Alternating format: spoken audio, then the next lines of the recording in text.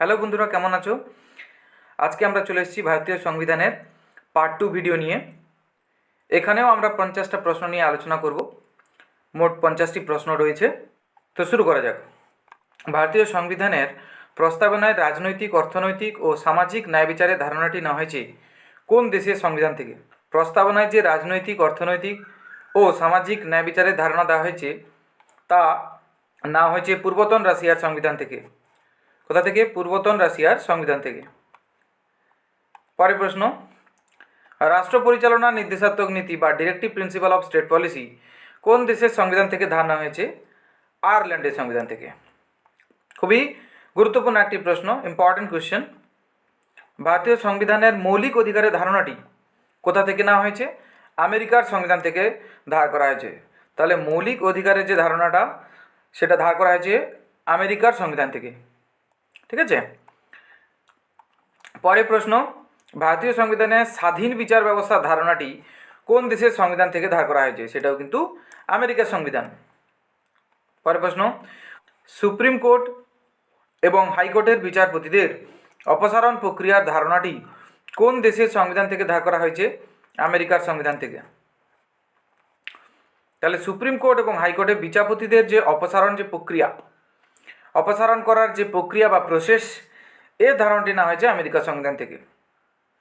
পরের প্রশ্ন, যুক্তরাষ্ট্রীয় নকশা ব্যবস্থাটি ভারতীয় সংবিধানে গৃহীত হয়েছে কোন দেশের সংবিধান থেকে? যুক্তরাষ্ট্রীয় নকশা ব্যবস্থাটি নেওয়া হয়েছে আমেরিকার সংবিধান থেকে।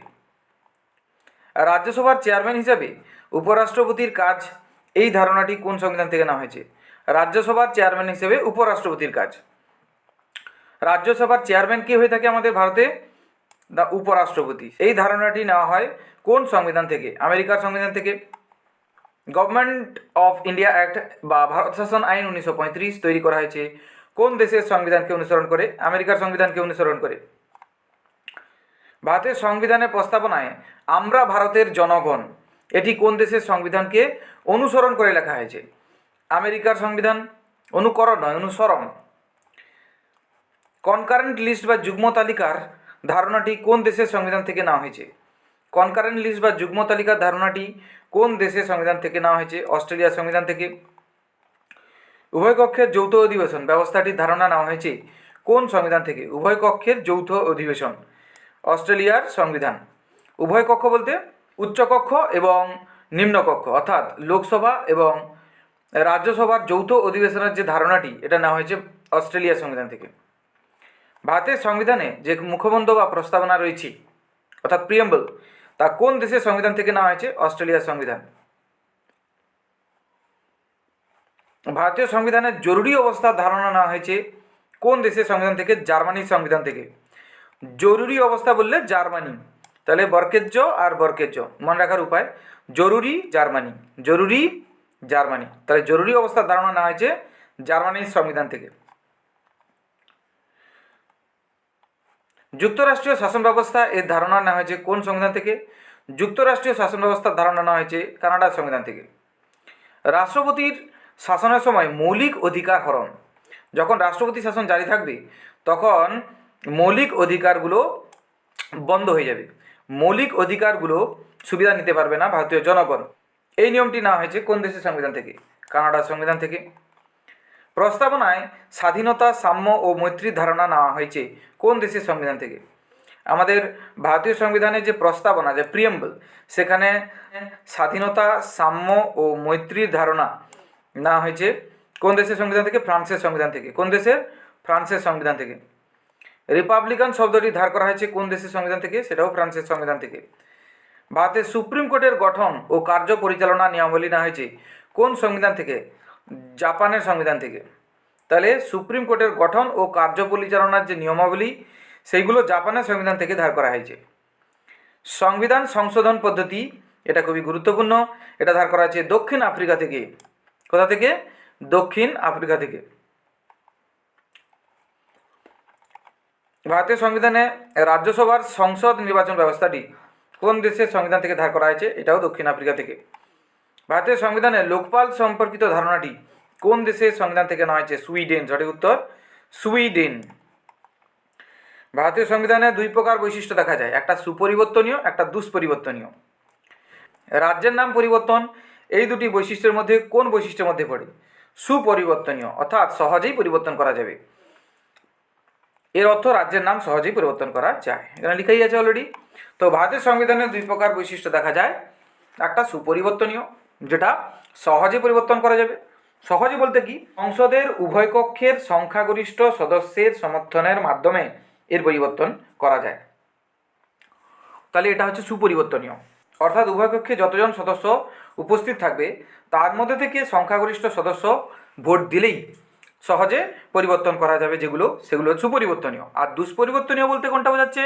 পৃথকভাবে সংসদের উভয় কক্ষের মোট সদস্য সংখ্যার অর্ধেক ও উপস্থিত ভোটদানকারী সদস্যের, যতজন উপস্থিত থাকলেন তার 2/3 সমর্থন, মানে 66%, এবং অর্ধেক রাজ্যের সমর্থন প্রয়োজন, তবেই সেটা পরিবর্তন করা যাবে।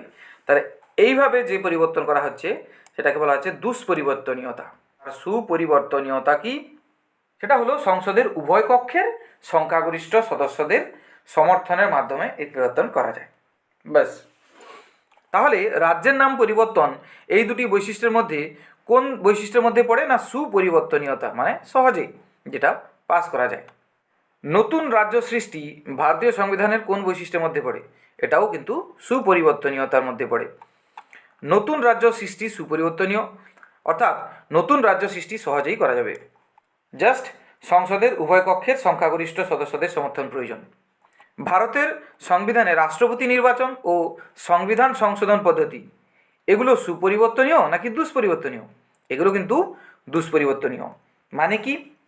মানে পৃথকভাবে সংসদের উভয় কক্ষের মোট সদস্য সংখ্যার অর্ধেক ও উপস্থিত ভোটদানকারী সদস্যদের 2/3 সমর্থন এবং অর্ধেক রাজ্যের সমর্থন প্রয়োজন। পরের প্রশ্নে চলে যাব। আমাদের দেশের সর্বোচ্চ আইন কোনটি? ভারতের সংবিধানই হলো আমাদের দেশের সর্বোচ্চ আইন। ভারতের যাবতীয় ক্ষমতার উৎস কি? ভারতের যাবতীয় ক্ষমতার উৎস কিন্তু ভারতের সংবিধান। ভারতীয় সংবিধানের আত্মা কাকে বলা হয়? ভারতীয় সংবিধানের আত্মা কাকে বলা হয়? ভারতীয় সংবিধানের প্রস্তাবনাটিকে ভারতীয় সংবিধানের আত্মা বলা হয়।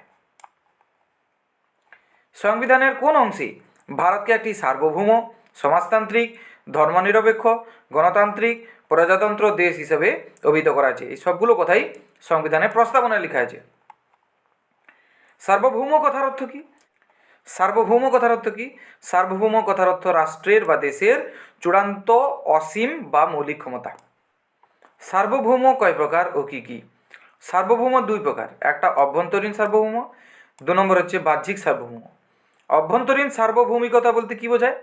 অভ্যন্তরীণ বলতে বোঝায় রাষ্ট্রের অভ্যন্তরে প্রতিটি ব্যক্তি রাষ্ট্রের প্রতি আনুগত্য স্বীকার করে, অর্থাৎ রাষ্ট্রীয় আইন মেনে চলে।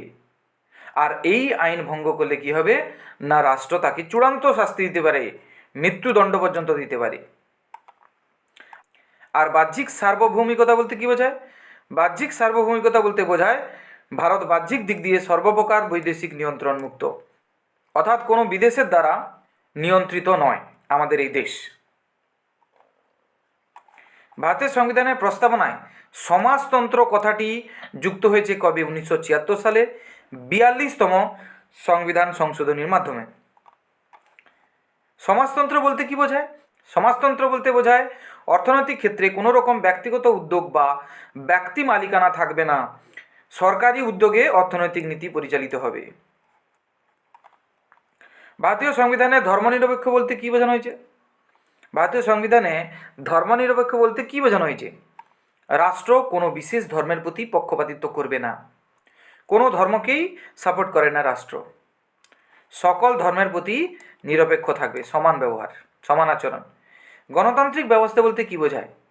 সমস্ত প্রাপ্তবয়স্ক মানুষ, মানে অ্যাডাল্ট, মানে 18 বছর বয়সী হতে হবে বা তার ঊর্ধ্বে, তাদের দ্বারা নির্বাচিত সরকার, যে সরকার কিনা ভারতের শাসন ব্যবস্থা পরিচালিত করবে।